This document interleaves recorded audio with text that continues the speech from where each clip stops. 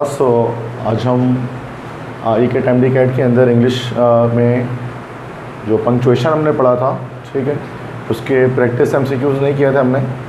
तो आज का लेक्चर इसी पर है। 30 क्वेश्चंस हैं, एमसीक्यूज़ हैं पंक्चुएशंस पर, जिसमें आपको करेक्ट जो है वो पंक्चुएशन मार्क्स जो हैं वो सेलेक्ट करने होते हैं, ठीक है। तो इसी के एमसीक्यूज़ आज हम जो है वो करेंगे ई के टाइम डी कैट 2024 के लिए, ठीक है। तो पार्ट 1 है इसका, ये 2 पार्ट्स पर ही लेक्चर होता है, 30 एमसीक्यूज़ करके। तो भी फर्स्ट 30 एमसीक्यूज़ यहाँ पर आज हम डिस्कस करते हैं इसके, ठीक है। तो इजी होते हैं अगर आपको पंक्चुएशन मार्क्स पता है कि where we use full stop, comma, where we use mark of exclamation, question mark, then it will be easy for you to pick out the correct answer, ठीक है। So not very difficult. तो start करेंगे first MCQs से अपने। तो question 1 आपके सामने है यहाँ पर। तो select the most appropriate option to fill in the blank, मतलब कि आपको ब्लैंक्स को फिलअप करना है और पंक्चुएशन की जो है उसके अंदर सारे ब्लैंक्स फिलअप होंगे, ठीक है। तो फर्स्ट एमसीक्यू यहाँ आपको दिख रहा है, this is the prime minister a great dash impress the audience. कि प्राइम मिनिस्टर जो एक ग्रेट ओरेटर था, ओरेटर मतलब मुकर्रिर, तकरीर करने वाला, ग्रेट ओरेटर था, इम्प्रेस द ऑडियंस, उसने ऑडियंस को इम्प्रेस किया। अब देखें ओरेटर तो सब में लिखा हुआ है, बट करेक्ट किस में है option? Which option? D, B option 3 you are saying 3? No, 3 is not the correct. 1, no,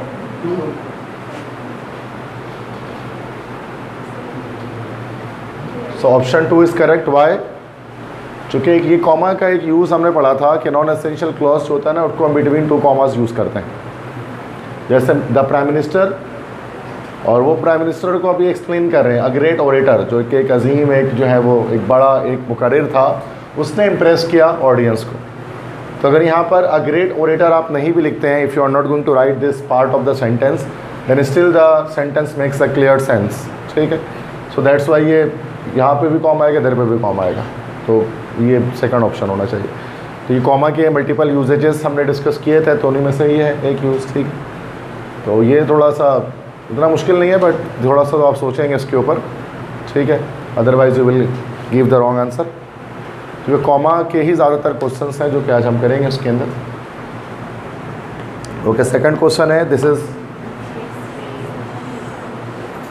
she exclaimed sharply, you, उसने जो है वो तेज़ी से कहा, एक्सप्लेन किया, इजहार किया, तुम। 1 2 3 4, yes. Fourth option, this one, yes, fourth option is the correct one. चूँकि इसमें उसने एक्सक्लेम किया ना, अब चूँकि उसने एक्सक्लेम किया तो सवाल तो नहीं पूछा, तो एक्सप्रेशन इसके अंदर एक्सक्लेमेटरी सेंटेंस है, so that's why we have to use a mark of exclamation at the end of you. तो इसलिए फोर्थ हमारे पास होगा। तो शार्पली उसने कहा यू, ठीक है, तो वजह इसमें क्वेश्चन मार्क नहीं आ सकता। अच्छा, इसमें यहाँ पर 3 में मसला है कि कोटेशन मार्क्स जो है वो क्लोज नहीं है, that's why fourth option correct हुआ हमारे पास, ठीक है। समझ में आई बात सबको? तो ये आसान होती है, मतलब इतना सोचना नहीं पड़ता इसमें। क्वेश्चन 3 देखें, थर्ड क्वेश्चन आपके सामने। My dash to fade gradually. अब ये डैश के अंदर ये 4 में से क्या चीज़ आ सकती है? One of this 4 things will come.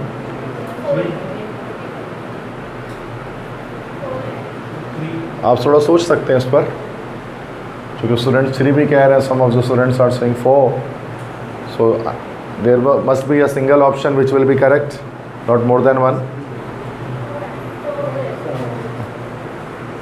yes, so what will be the correct one? Fourth option, my trouble. See, this one, the fourth option will be the correct one, you are saying? No, still the first option is the correct one. My trouble though began to fade gradually. अब ये जो 2 लिखा हुआ है, this is अगरचे जिसको हम कहते हैं, तो यहाँ पर एक नॉन एसेंशियल क्लॉज है कि यहाँ दिखा जाए तो मेरे मुश्किलात अगरचे वो आहिस्ता आहिस्ता करके ख़त्म होने शुरू हो गए।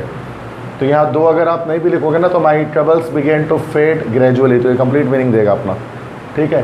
तो दो यहाँ पर नॉन एसेंशियल क्लॉज है, that's why it must be between the two commas, जो फर्स्ट क्वेश्चन हमने किया था, तो इस तरह से होगा।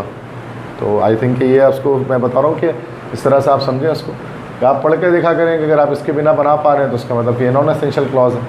इसलिए हमेशा ये इंटरजेक्शन वैसे भी इन बिटवीन द सेंटेंस आता है तो दो कॉमा के बीच में यूज़ करते हैं इंटरजेक्शन, सॉरी कंजंक्शन, अगर कोई कंजंक्शन आता है तो, ठीक है। सो यहाँ फर्स्ट ऑप्शन करेक्ट होगा, ना कि फोर्थ ऑप्शन, ठीक है। तो अभी प्रैक्टिस करेंगे आहिस्ते आहिस्ते, शायद चीज़ें सही हो, देखते हैं।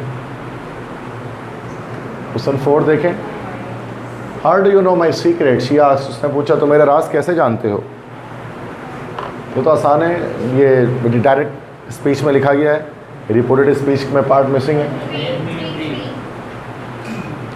How do you know my name, yes, question mark, third will be the correct one, क्योंकि बाकी जो इंटरोगेटिव सेंटेंस है that's why it must be a question mark at the and, ठीक है। तो name third is the correct one. समझ में आ रही बात सबको, दैट्स इजी। क्वेश्चन 5 देखें। Get out, I don't want to see you again, इसको किस तरह से पंक्चुएट कर सकते हैं।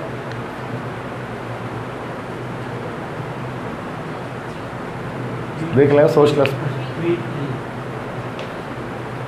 3 ना, यस, गेट आउट की एक्सक्लेमेशन होती है, गेट आउट मतलब बाहर निकलो, I don't want to see you again, yes 3 होना चाहिए। तो गेट आउट के बाद हम साइन ऑफ एक्सक्लेमेशन लगाते हैं, क्योंकि ये एक इंटरजेक्शन होता हमारे पास होता है। एक्सक्लेमेशन इजहार होता है, गुस्से में इंसान कहता है, तो गुस्से में, खुशी में, गमी में हम कुछ कहते हैं तो वो उसके आखिरी में साइन ऑफ एक्सक्लेमेशन लगता है, ठीक है। समझ में आगे बात सबको। Third, 6th, where did you put my keys, yes, उसका थर्ड क्वेश्चन मार्क ही आएगा, जो क्वेश्चन है इजी। तो क्वेश्चन 7 आते हैं। James Strand had been arrested on the 17th dash 1 2 3 4,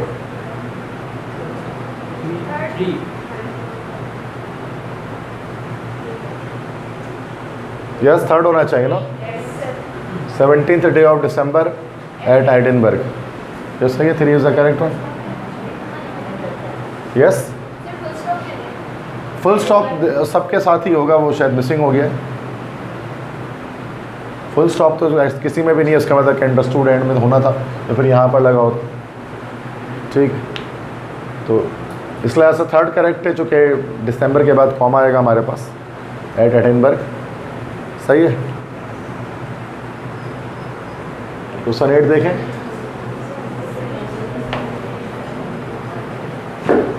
If you have received this communication in error, please notify us by reply email.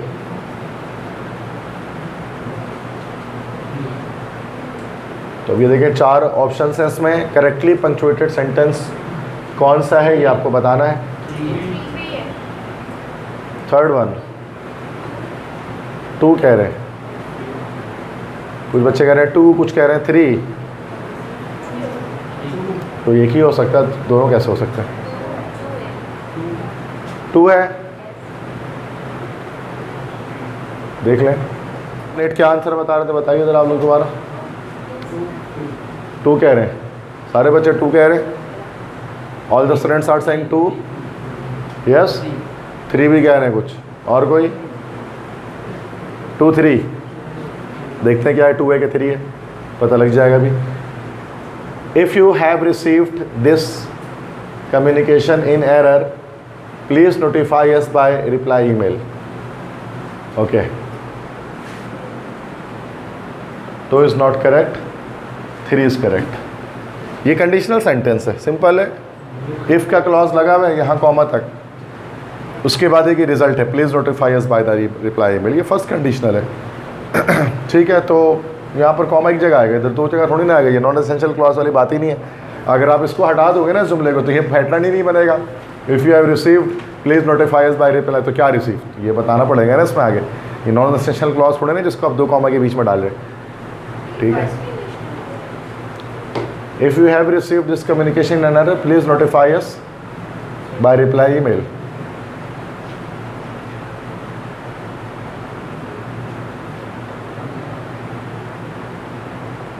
Zero conditional है, नहीं ये फर्स्ट ही है, ये फ्यूचर का सेंस दे रहा है। प्लीज़ नोटिफाई अस, मतलब notify करना, मुस्तकबिल की बात कर रहे हैं, इसके अंदर सेंस यही बन रहा है। ठीक है,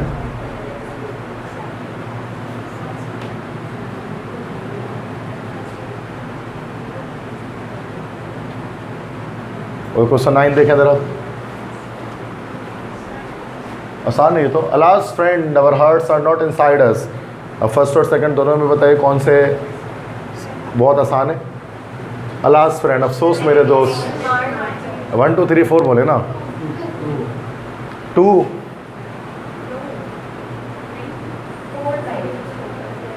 1 2 3 4, 2 के 4। Period is actually full stop, period full stop को ही कहा जाता है। सो फोर्थ होगा ना, यस, एक्सक्लेमेशन मार्क आएगा यहाँ पर और यहाँ फुल स्टॉप आएगा। ऑलरेडी हाँ ये है तो लगा हुआ, तो ऐसा तो चारों नहीं होगा ना, फिर ऐसा तो चारों ही गलत हो गए, मतलब या तो अगर उसको हटा दो यहाँ से तो फिर ये करेक्ट हो जाएगा फोर्थ, वो टाइपिंग मिस्टेक में हो गया होगा। ठीक, अगर यहाँ फुल स्टॉप नहीं मानेंगे तो फिर यह हो जाएगा फोर्थ हो जाएगा, वरना तो कोई भी सही नहीं होगा ऐसे तो। सही है। क्वेश्चन 10 देखिए, hurray we won the last match. 2 3 3 भी कह रहे हैं बच्चे, 3 तो नहीं है, यस 2 होगा ना। हुर्रे इज इंटरजेक्शन, तो उसके बाद हम लोग साइन ऑफ एक्सक्लेमेशन यूज़ करेंगे, then we won the last match. और ये मतलब 3 इसलिए नहीं होगा, वी के बाद कॉमा का कोई जवाब नहीं बनता इसके अंदर, देयर इज़ नो यूज़। ठीक है, समझ गए। 11 देखें, little by little however my difficulties begin to disappear. थोड़ा थोड़ा करके बहरहाल मेरी मुश्किलात गायब होना शुरू हो गई। Yes 1, that's correct. क्योंकि अब देखो ये हाउ एवर यहाँ पर यूजलेस है, अननेसेसरी क्लॉज लगा हुआ है ना, अगर नहीं भी होगा तो सेंटेंस सही बनेगा। हाउ एवर, तो इसलिए हाउ एवर से पहले और बाद में हमेशा कॉमा लगाते हैं। ठीक है, कंजंक्शन है जो आया है सेंटेंस के इन बिटवीन। क्लियर है। 12 देखें, peel the carrots, chop them and then put them in the pan. ये थोड़ा मुश्किल है, जरा उसको आराम से जल्दी नहीं बताइए। Put peel the carrots, chop them and then put them in the pan. हाँ जी बताइए क्या आंसर। 3, आप लोग 3 कह रहे हैं, और बोले 3 के अलावा 2 भी कह रहे हैं। 3 2, उसके अलावा 3 या 2 चेक करते हैं कौन सा, ये 3 2। और कोई कुछ सोच रहा है क्या? बस सही है, चेक करें। 3 है आप कह रहे हैं, और कोई 1 4 वाला तो कोई नहीं है? सही है। क्या 4 कौन कह रहा है? You are saying 4। Let's check it, देखते हैं वही क्या बता। 1 वाला कोई तो नहीं है? ओके चलो आगे, इतने सारे ऑप्शन आगे। Peel the carrots, chop them and then put them in the pan. Okay so यहाँ पर ना मतलब एक पता नहीं, अभी तो देखना है, मैं खुद चेक करूँ पहले। मतलब यहाँ पर सबसे पहले तो peel the carrots, chop them, मतलब मल्टीपल एक ही जैसे सीक्वेंस ऑफ वर्ड्स आ रहे हैं, तो पील द कैरेट्स के बाद तो कॉमा आना ही आना है। चॉप देम, ठीक है, and put them in the pan. अच्छा सेकंड क्या? Peel the carrots, chop them and then put them in the pan. Third है peel the carrots, chop them and then put them in the pan. Peel the carrots में 4 तो है ही नहीं ना, 4 तो possible ही नहीं। अब सेकंड और थर्ड ही देखते हैं।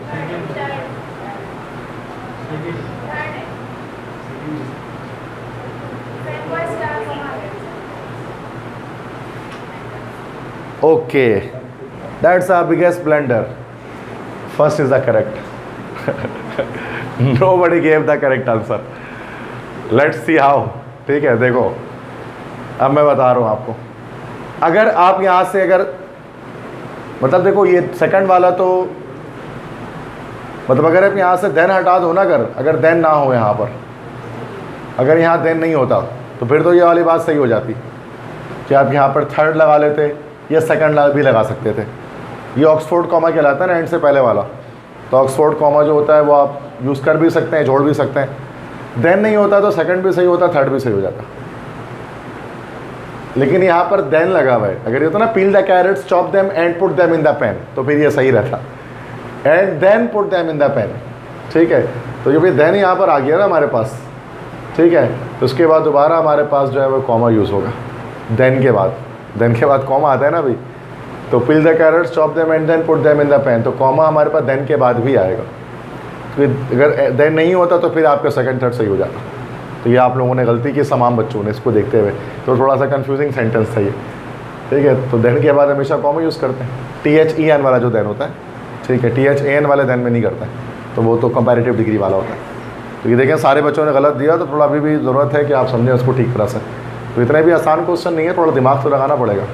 ठीक है ना, वैसे तो पंक्चुएशन बहुत ही आसान होते हैं, लेकिन थोड़ा कभी कभार मुश्किल कर सकते हैं उसको। चलो नेक्स्ट क्वेश्चन देखते हैं 13।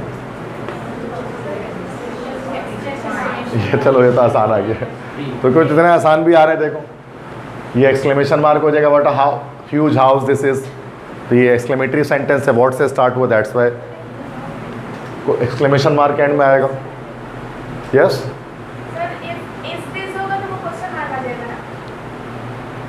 What a huge house this is, नहीं फिर भी क्यों आएगा?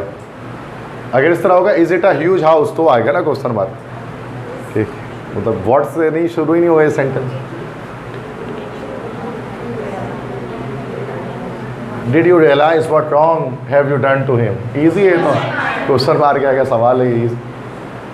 ठीक है, तो डिड से स्टार्ट हो रहा है, हेल्पिंग वर्ब से, this is question, that's why there must be a question mark at the end. Question 15 देखें, When in Rome, do as the Romans do। ये एक इडियम, एक प्रोवर्ब है इंग्लिश लैंग्वेज का, जैसा देश वैसा भेस। तो उसको इंग्लिश में आपने कभी पढ़ा होगा, उसको ट्रांसलेट इसी तरह करते हैं, When in Rome, do as the Romans do। बताएं इसमें पंक्चुएशन किस तरह से करेक्ट होती है?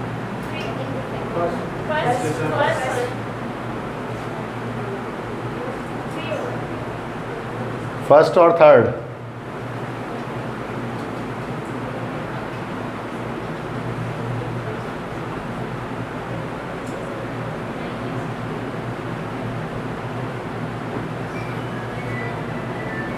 सोचें।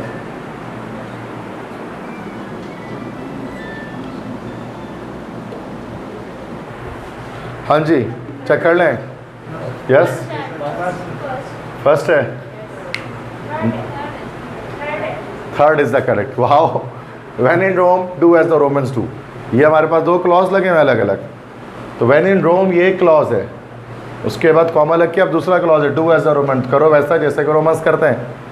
तो व्हेन इन रोम के बाद कॉमा हमारे पास आएगा, ना कि इसके बाद आएगा। वर्ब के बाद क्यों आएगा यहाँ पर? तो ये तो हमारे पास दो क्लॉज बन ही नहीं था ना। तो ये हमारे पास व्हेन से स्टार्ट हुआ एक क्लॉज, या इस तरह से भी लिख सकते हैं, do as the Romans do when in Rome. तो ये एक हमारे पास इंडिपेंडेंट क्लॉज है, सॉरी डिपेंडेंट क्लॉज है और इंडिपेंडेंट क्लॉज है। तो जब व्हेन इन रोम, जब रोम में हो, तो ये तो मीनिंग कंप्लीट नहीं दे रहा ना। तो ये इसलिए जब ये पहले आएगा तो उसके बाद कॉमा आएगा।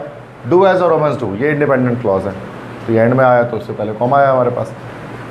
तो ये हमारे पास एक अलग क्लॉज है और ये अलग है, तो कॉमा रोम के बाद आना चाहिए, ना कि डू के बाद आना चाहिए। ठीक है, ऐसा तो दोनों इंडिपेंडेंट क्लॉज हो जाएंगे। When in Rome do as the Romans do, दोनों ऐसे तो दोनों इंडिपेंडेंट क्लॉजेस हो गए। तो ये तो एक हमारे पास ऐसा तो कोई स्ट्रक्चर होता नहीं है, कम से कम एक डिपेंडेंट क्लॉज तो हमारे पास होना चाहिए। ठीक है, सही है। तो ये भी कुछ बच्चों ने गलत बताया, कुछ ने सही बताया। देखते हैं आगे बढ़ते हैं, अभी तो आधा लेक्चर हुआ है, 50% हुआ है। 16 which of the following sentence is wrongly punctuated. 4 sentence लिखे हुए हैं, बताएं इसमें से कौन से सेंटेंस की पंक्चुएशन गलत है, रॉन्ग है। 3 सही है, 1 में गलत है। For he inquired whether I had finished my work, बिल्कुल सही। 4th फुल स्टॉप होना चाहिए था यहाँ पर। क्योंकि जब इनडायरेक्ट नरेशन यूज़ करते हैं ना, ये इनडायरेक्ट नरेशन है, ये इनडायरेक्ट जब भी यूज़ कर सकते हैं तो एंड में हम फुल स्टॉप लगाते हैं। तो ये ना ही इंक्वायर्ड वेदर या if I had finished my work, तो यहाँ बजाय क्वेश्चन मार्क के फुल स्टॉप आएगा। आपने नरेशन पढ़ा होगा इंटरोगेटिव नरेशन, तो उसमें हम नहीं किया होगा इंडायरेक्ट नरेशन, तो फुल स्टॉप आना चाहिए। फोर्थ ही सही कह रहे हो आप लोग, करेक्ट है। बाकी ये तीनों जो है ना वो करेक्ट है, इसमें आपको गलती नहीं निकाल सकते पंक्चुएशन। सही है भाई। 17 देखें, high and low, rich and poor, wise and foolish must die. ऊंचा और नीचा, अमीर और गरीब, अक्लमंद और बेवकूफ़, सभी को लाजमी मरना है। अच्छा, 4 अलग अलग सेंटेंस हैं, तो बताना है कि रॉन्गली पंक्चुएटेड सेंटेंस कौन सा है, जिसको गलत तरह से पंक्चुएट किया गया। दोबारा से वो पिछले सवाल की तरह है, रॉन्ग पंक्चुएशन बतानी है। 4, यस 4 होगा ना, हाउएवर से पहले कॉमा आएगा। He did not however gain his object. सही है। तो अभी ये तो इससे पहले भी एमसीक्यूज़ किया इस तरह का। नेक्स्ट देखिए एमसीक्यूज़ 18, बताने के सही पंक्चुएशन कौन सी है। पंक्चुएट द, नहीं सॉरी, हाँ चारों अलग अलग एक सेम सेंटेंस है, करेक्ट बताना है कि करेक्ट पंक्चुएशन किसमें की गई है। Man may come and man may go but I go on for ever, ये मुश्किल है, ज़रा इसको सोच के जवाब दीजिएगा। इंसान आते हैं और जाते हैं, लेकिन मैं हमेशा चलता रहूँगा। Man may come and man may go but I go on for ever. Yes A, और कुछ बी, और कुछ सी, और कुछ देखते हैं। अब तो इतने सारे आगे ऑप्शन चेक कर लेते हैं।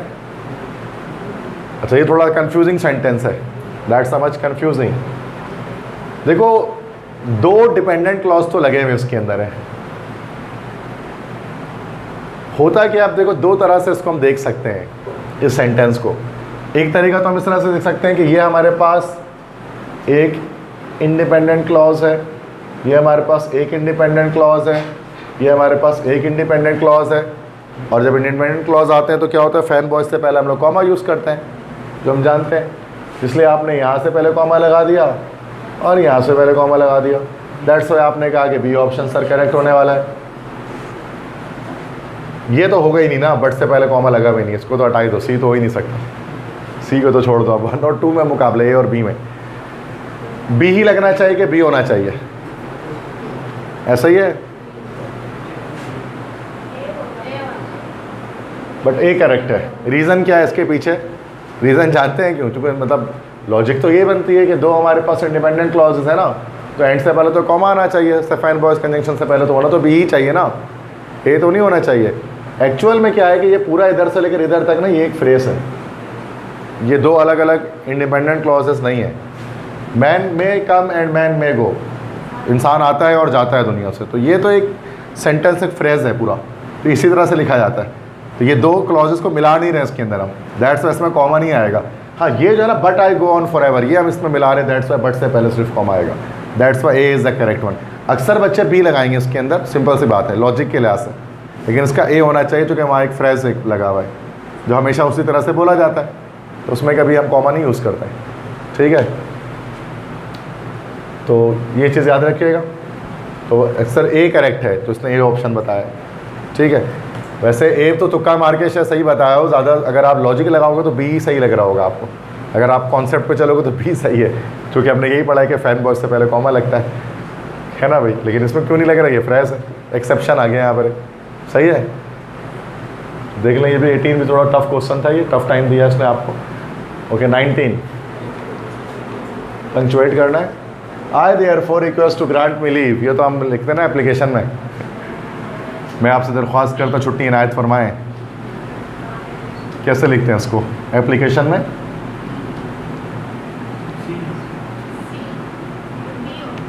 एप्लीकेशन ही लिखना नहीं आता आप लोगों को। क्या होगा? डी, बी होगा, और कोई सारे बी कह रहे हैं, सी। और कोई?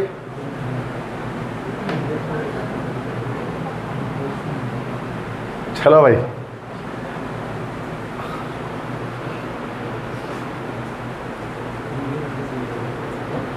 ओके, बी है या सी है? बी है या सी है?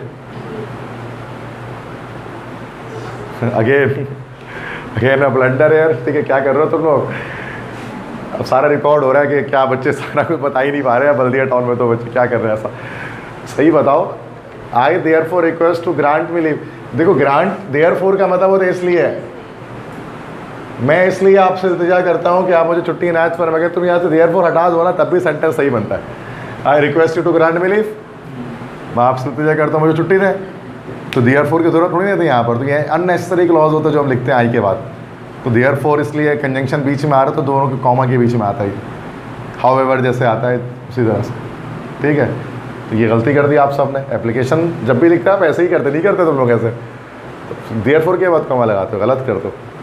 ठीक है, नहीं, अक्सर गलत लिखा हुआ भी होता है मुख्तलिफ जगहों पर कि कॉमा देयर फोर के बाद लगा होता है, आगे उससे पहले नहीं लगा होता, बट ये गलत है। करेक्टली इसी तरह से लिखते हैं। ठीक है, चलें आगे देखते हैं। Question 20, I like all things good and bad, beautiful and अगली, डार्क एंड ब्राइट। मुझे तमाम चीज़ें पसंद है, अच्छी और बुरी, खूबसूरत और बदसूरत, रोशन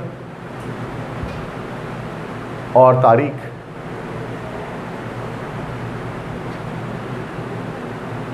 okay, how can you punctuate this ना?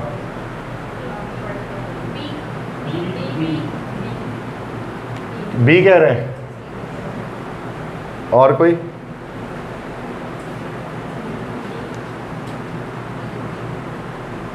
बी चेक कर लें। डी कह रहे कोई? डी, और कोई? बी या डी? बी चेक कर लेते हैं। आई लाइक ऑल थिंग्स,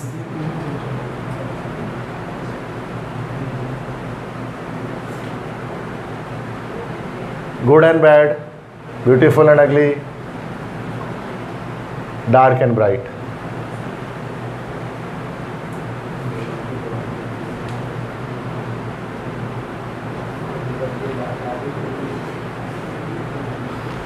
नहीं, डी तो नहीं होगा। यहाँ सेमी कॉलन का यूज़ नहीं करेंगे। सेमी कॉलन का यूज़ हम लोग करते हैं जब हम जो है ना वो कॉम्प्लेक्स सेंटेंसेस की बात करते हैं, डिपेंडेंट इंडिपेंडेंट क्लॉजेस की बात करते हैं। तो यहाँ तो है ही नहीं कुछ ऐसा, एक ही क्लॉज चल रहा है, एक ही क्लॉज चल रहा है, सीक्वेंस ऑफ वर्ड्स चल रहे हैं जैसे ना। तो क्लॉज एक ही है, एक ही इंडिपेंडेंट क्लॉज चल रहा है, सीक्वेंस है। Good and bad, beautiful and अगली, डार्क एंड ब्राइट, ये तीन अलग अलग चीज़ें सीक्वेंस के साथ चल रहे हैं, तो कॉमा कॉमा लग जाएगा। Yes, B correct. ये उस वक्त लगता है सेमी कॉलन जब हम लोग जहाँ पर हम इंडिपेंडेंट क्लॉज हमारे पास आ रहा होता है, या जब हमारे पास दो क्लॉसेज आ रहे होते हैं ना, तो उस वक्त हम करते हैं सेमी कॉलन। यहाँ तो एक ही क्लॉज चल रहा है ना, सीधा चलेगा वो, रन ऑन है। तो ये एंड जो लग रहा है ना, तो ये वो वाला एंड नहीं है फैन बॉयज़ वाला, ये तो वो एंड है कि दो चीज़ों के साथ जो जोड़ते हैं, ये और ये। ठीक है, तो ये सीक्वेंस चल रहा है, तो सीक्वेंस के साथ कॉमास लगा देंगे हम इसके बीच में। तो बी जिसने बताया करेक्ट बताया। ओके, 21 देखें।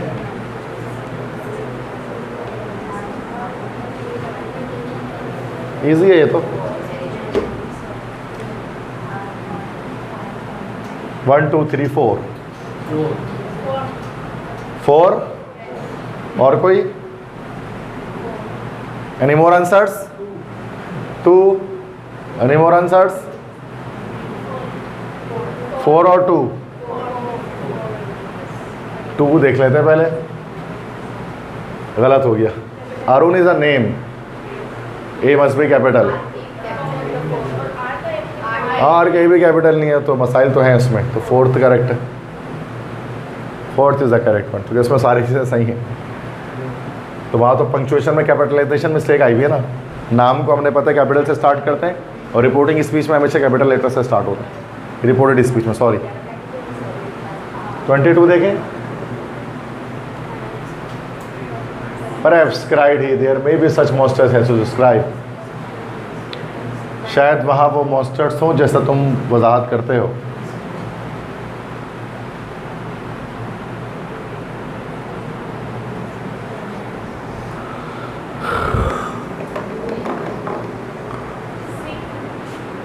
सोच ले।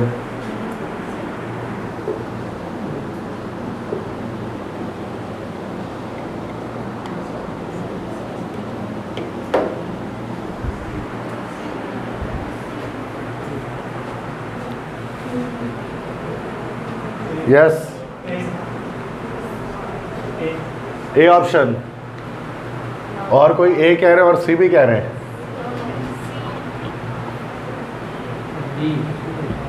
क्या डी? सारे आ गए। बी भी बच गया, वो भी बोल दो।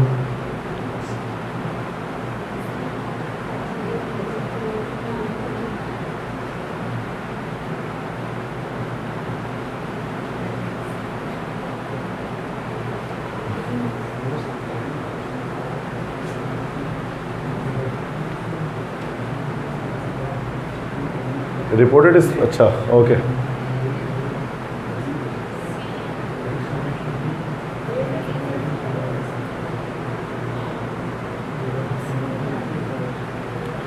बट आई थिंक एंड में जो पंक्चुएशन मार्क है तो वो मसला, यहाँ कॉमा लगा हुआ है क्या? आगे कॉमा लगेगा तो ये तो ऐसे ही गलत हो गया। ऐसे ही लेकिन चलो हर जगह ऐसे तो मिस्टेक, चलो इसको मान लिए गलत है। अगर यहाँ देखेंगे तो परहैप्स जो है वो इन्वर्टेड कॉमास के अंदर नहीं है, तो परहैप्स भी जो है वो भी तो रिपोर्टेड स्पीच का पार्ट है ना, ये भी गलत हो गया। ए में आएंगे, यहाँ फुल स्टॉप नहीं है तो ये भी गलत हो गया। बी में आते हैं, साइन ऑफ एक्सक्लेमेशन होगा नहीं तो चारों गलत हो गया। कोई ना कोई मिस्टेक तो चारों में आपको दिख रही है ना, somehow you can find any mistake। तो क्या होगा?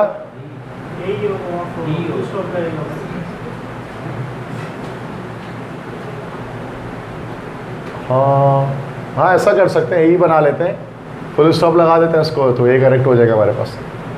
बाकी में तो मिस्टेक है ही, अगर यहाँ फुल स्टॉप लगा दो तो ये सही है। क्या? हाँ वो तो एक वहाँ पे भी एक मसला है, सही कह रहे हो।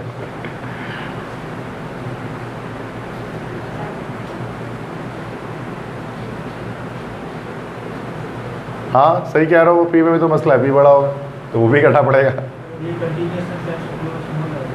नहीं तो कंटिन्यूस शुरू में तो कैपिटल से ही आएगा ना पहला, तो ये टी टी कैपिटल होना चाहिए फिर। तो ये तो दोनों ही क्या स्मॉल से स्टार्ट हो रहे हैं इसमें, रिपोर्टेड स्पीच। पी कैपिटल ही होना चाहिए परहैप्स का, और तो उसमें दो मिस्टेक तो उसके अंदर भी है ही ना, तो ये चारों ही गलत है हमारे पास। करेक्टली पंक्चुएटेड तो कोई भी नहीं है उसमें से। ठीक है, तो हम आगे नेक्स्ट क्वेश्चन पे बढ़ते हैं। Yes, you are saying something? No? Okay, चलो नेक्स्ट क्वेश्चन करते हैं। 23, all that I am, all that I hope to be, I owe my angel mother, I owe to my angel mother।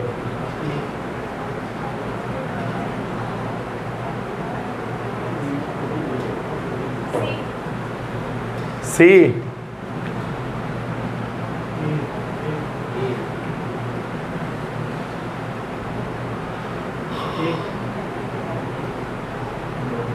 हाँ जी next, ए और सी। क्या? ए ही है, ए या सी? दो और बस, ये दो चेक कर लें। ए है all that I M, comma all that I hope to be, comma I owe to my angel mother। Yes, A is correct। Why not C? There is no use of semicolon here। Again फिर वही बात आ गई कि semicolon हम लोग use करते हैं internal commas जब यूज़ कर लिए जाते हैं, उसमें सेमीकोलन नहीं चाहिए था। ये रन ऑन सेंटेंस चल रहा है हमारे पास, all that I am, all that I hope to be, I owe to my angel mother, फिर कॉमा कॉमा लग के हमारे पास से चलता रहेगा। ए ऑप्शन ही करेक्ट है हमारे पास। वैसे भी सेमीकोलन का यूज़ आज हम कर भी नहीं रहे, तो परेशान होने की ज़रूरत ही नहीं है। कोई भी सवाल ऐसा नहीं है जिसमें सेमीकोलन आएगा, तो आपको ट्रिक दे रहा हूँ मैं आपको, ठीक है। तो वो नेक्स्ट क्लास में हम लोग सेमीकोलन करेंगे, तो ये तो इसमें तो सोचना ही नहीं है सेमीकोलन का कुछ, ठीक है। तो परेशान क्या होना है इसमें।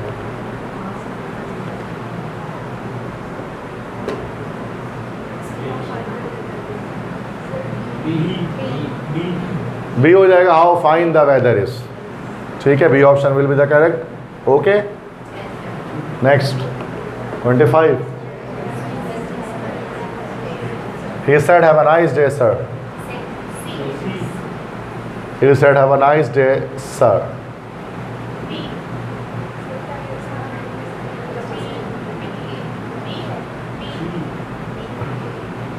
बी है।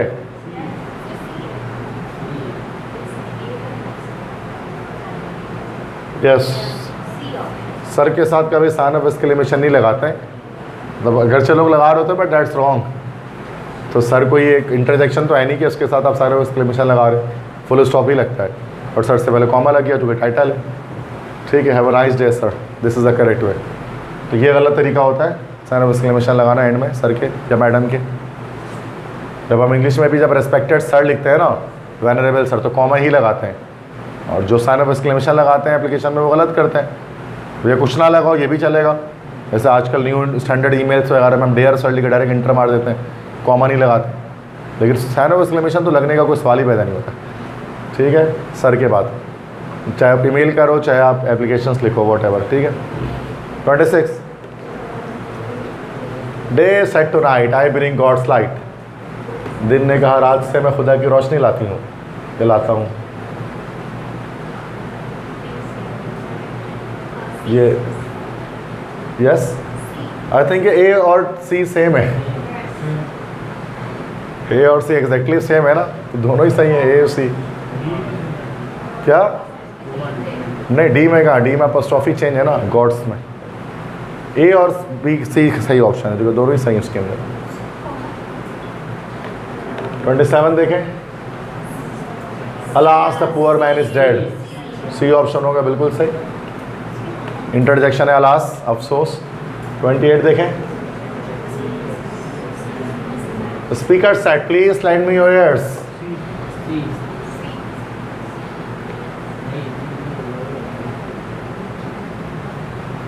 बताए क्या करेक्ट है? सी है, तो ये नरेशन ए और बी तो नहीं होगा। सी या D?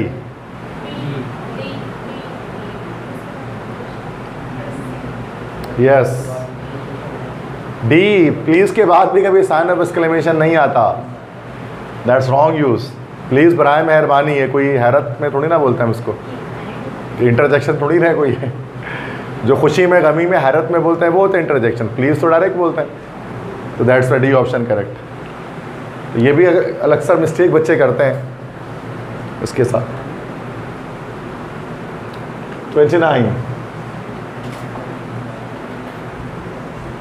My favorite teacher who just happens to be my uncle retired from the university last summer. मेरे पसंदीदा उस्ताद जो कि मेरे चचा भी थे या मामू थे, वो पिछले गर्मियों के मौसम में यूनिवर्सिटी से रिटायर हो गए। ए या फिर D?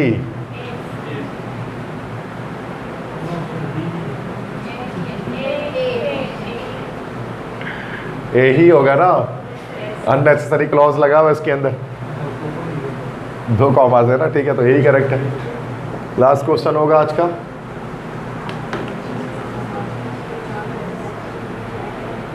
After finishing his dinner John asked have you had your dinner yet. अब ये थोड़ा सा मुश्किल है, उसको देखें क्या करेक्ट है। Where the punctuation marks are use correctly.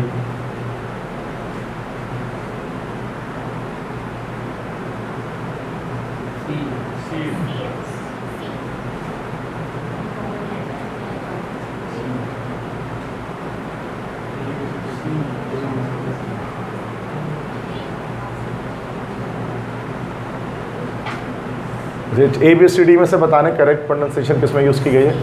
Punctuation सी में। हाँ भाई, सी कह रहे हैं।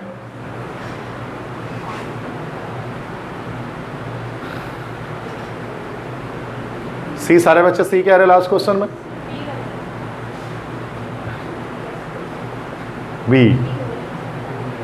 सी या बी? सी? क्या? डी? डी कह रहे हैं आप? बी ही कह रहे हैं आप? ओके, बी और सी ना, मतलब दो में ही आ रहा है ना मसला। देखते हैं, ज़्यादातर बच्चे सी कह रहे हैं वैसे क्लास में। हाउ? ओ हाँ, ये लेकिन चलो सही है, ओके। हाँ, क्वेश्चन मार्क अंदर आना चाहिए ना।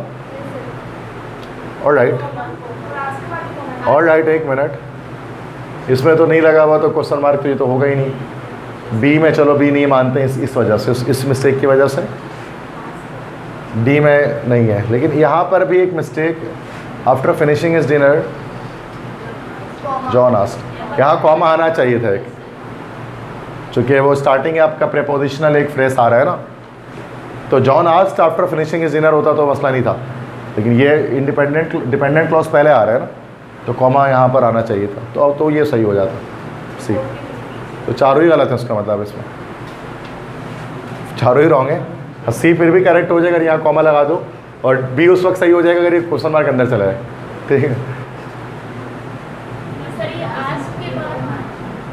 हाँ यहाँ पे भी कॉमा लगता है ना, तो ये तो दो मिस्टेक है यहाँ पे। आज के बाद में तो कॉमा आएगा तो ज़्यादा बेहतर तो ही है फिर सी, कि भाई यही कॉमा नहीं लगा हुआ था। ठीक है, क्लियर है समझ में आ गई सबको बात? तो ये हमारे पास पंक्चुएशन के 30 MCQs हैं, काफ़ी सारे रूल्स हमने देखे। प्रैक्टिस करने से क्या होता है और बेहतर समझ में आता है कि कहाँ पर यूज़ किए जाते हैं। कॉमास पे ही ज़्यादा मसला आता है, तो आज मैंने यही कोशिश की कि कॉमा के रूल्स आपको सही तरह से बता दो। ठीक है।